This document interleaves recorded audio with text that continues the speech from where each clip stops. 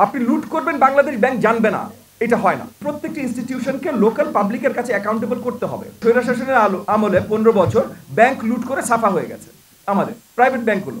এখন এই যে গত পরশু দিন আমি নতুন একটা নোটিফিকেশন বাংলাদেশ ব্যাংকের পড়লাম যে 9টা আপনার নন ব্যাংকিং ফাইন্যান্সিয়াল ইনস্টিটিউশন বন্ধ করে দেওয়া হচ্ছে। 9টা, এটা বিশাল ব্যাপার। পুরা লুটপাট হয়েছে। আচ্ছা, এতো হাসিনা চলে যাওয়ার পর লুটপাট বন্ধ হয়ে গেছে? বন্ধ হয়ে যায় নাই ভাই। গত 12 মাসে অলমোস্ট একই আপনার কি বলে মেজারে লুটপাট হয়েছে ব্যাংকিং সেক্টরে।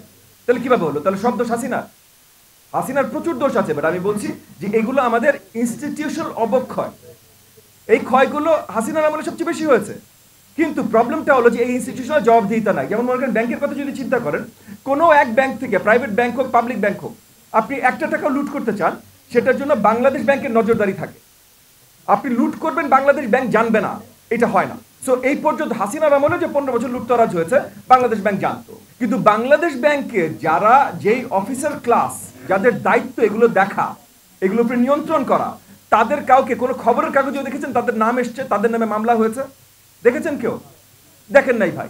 ওই ইনস্টিটিউশনগুলোকে অ্যাকাউন্টেবল করা হয় নাই। সো ইনস্টিটিউশন প্রত্যেকটা জায়গায়, সেটা ওই টিএনওর অফিস বলেন বা যেটাই বলেন, প্রত্যেকটি ইনস্টিটিউশনকে লোকাল পাবলিকের কাছে অ্যাকাউন্টেবল করতে হবে। সেটা কিভাবে করবেন, সেটার অনেক প্রসেসিস আছে। আমরা যে আমরা এই বিএনপির সাথে আমরা আপনার যুগপৎ আন্দোলন সবাই আমরা যে 31 দফা দিয়েছি, এই 31 দফার ভিতরেও কিন্তু এই ইনস্টিটিউশনাল অ্যাকাউন্টেবিলিটিটা আমরা শক্তভাবে দেখিয়েছি।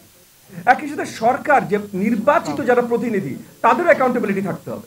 নির্বাচিত প্রতিনিধি যদি রেগুলারলি আপনার সামনে এসে, পাবলিকের সামনে এসে ওপেনলি সব প্রশ্নের জবাব দিতে হয়, তাহলে কিন্তু ভাই তার কাজেরও একটা আপনার স্ট্রিমলাইন হয়ে যাবে।